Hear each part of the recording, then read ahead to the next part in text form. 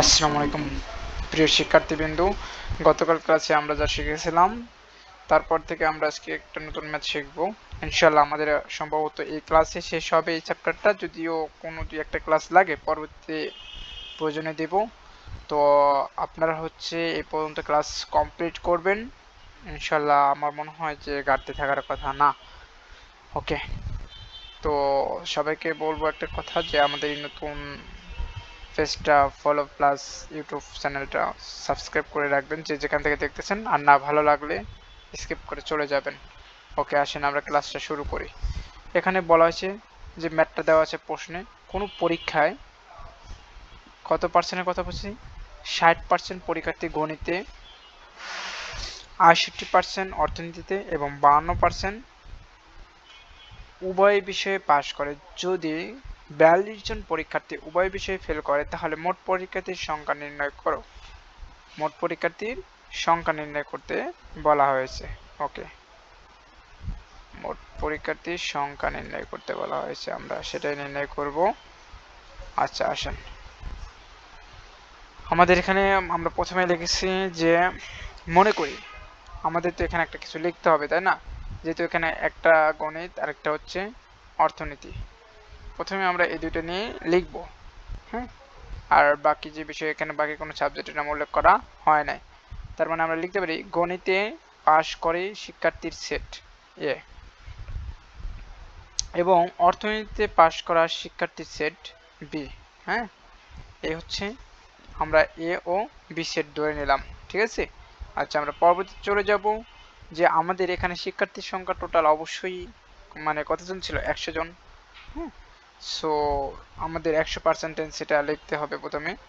আমাদের যে number of union, হ্যাঁ আমরা এটা দিয়ে লিখবো। ওকে, নাম্বার অফ ইউনিয়ন। আচ্ছা, নাম্বার অফ ইউনিয়ন আমরা এখন লিখব যে অতএব নাম্বার অফ ইউনিয়ন সমান কত পার্সেন্ট, 100%। ওকে, তারপরে আমরা কত নিব, নাম্বার অফ এ মানে কোন পরীক্ষা, গণিত, গণিতের জন্য কত 60%, এই যে এ ধরেছি আমরা 60।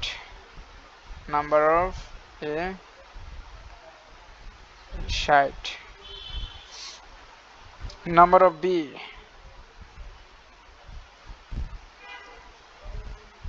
আমরা মান তুলে রাখতেছি। হ্যাঁ, তারপর হচ্ছে কি আমাদের বলা হয়েছে উভয় বিষয়ে পাশ করে, তার মানে কমন, তার মানে কি হবে এখানে ইন্টারসেকশন।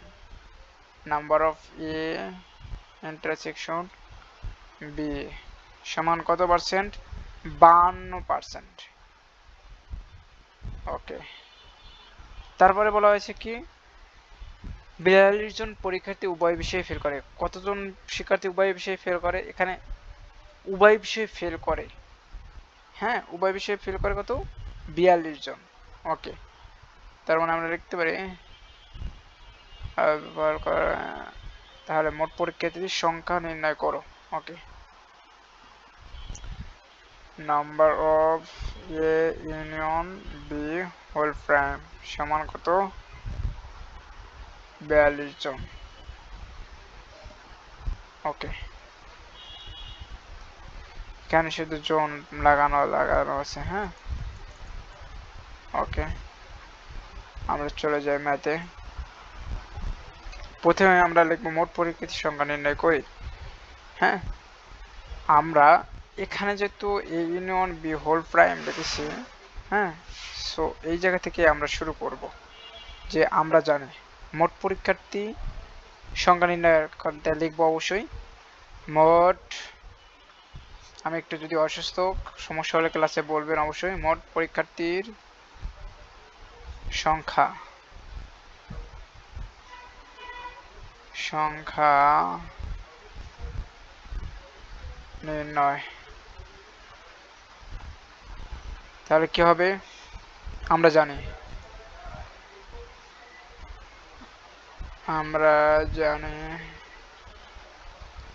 কি লিখব, আমরা জানি নাম্বার অফ এ প্রয়োগ ইন্টারসেকশন বি প্রয়োগ equal number of A union B whole prime. Okay, প্রশ্ন হচ্ছে number of union whole prime এর সূত্র আমাদের মনে আছে? নাম্বার অফ ইউনিয়ন মাইনাস লিখবো এ নাম্বার অফ ইউনিয়ন বি। আপনাদের এটা অনেকবার বলা হয়েছে। ওকে, এতটুকু লেখার পর আমরা এতটুকু লিখবো অবশ্যই, তারপরে আমরা হচ্ছে আবার মান নেব। নাম্বার অফ ইউনিয়ন,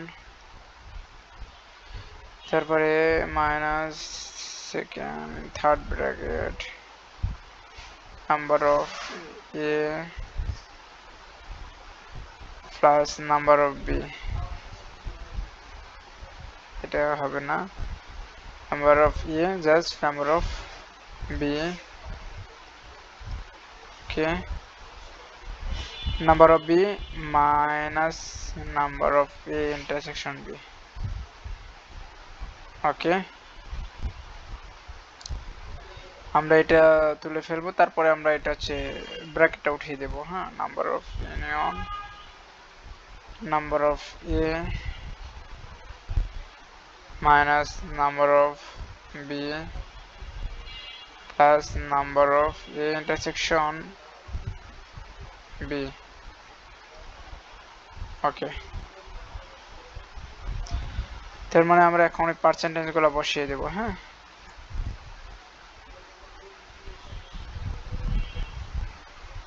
ওকে, আমরা পার্সেন্টেজ গুলো বসিয়ে দেব হচ্ছে এখন, যে এখানে কত কত ছিল নাম্বার অফ 100 100%, তারপর ছিল কি মাইনাস নাম্বার অফ ইউনিয়নের মান ছিল 60, number of B 68 plus 8 plus কত 52%। ওকে, এখন আমরা লিখবো 24 জন উভয় বিষয়ে ফেল করে যখন মোট পরীক্ষার্থীর সংখ্যা কত 100 জন। অতএব 24 জন উভয় বিষয়ে ফেল করে, ওই বিষয়ে ফেল করে যখন মোট পরীক্ষার্থীর সংখ্যা 100, যখন মোট পরীক্ষার্থী সংখ্যা 100, একজন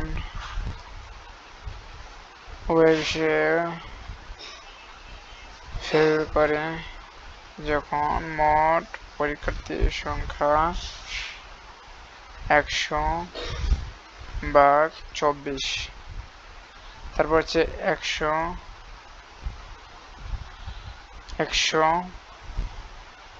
এটা আমাদের গেল।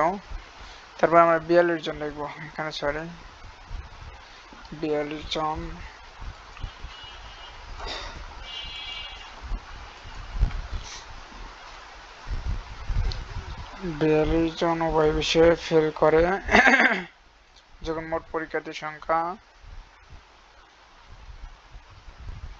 142 24 সমান 175 জন 175 জন। ওকে, মোট পরীক্ষার্থীর সংখ্যা তাহলে কত 175 জন, মোট পরীক্ষার্থীর সংখ্যা 175 জন। দেখো ম্যাথটা অনেক ছোট, জাস্ট একটু বুঝে শুনে করবা, ইনশাআল্লাহ হয়ে যাবে। তো আজকে ক্লাস এই পর্যন্ত, দেখা হবে ইনশাআল্লাহ নেক্সট ক্লাসে। আল্লাহ হাফেজ।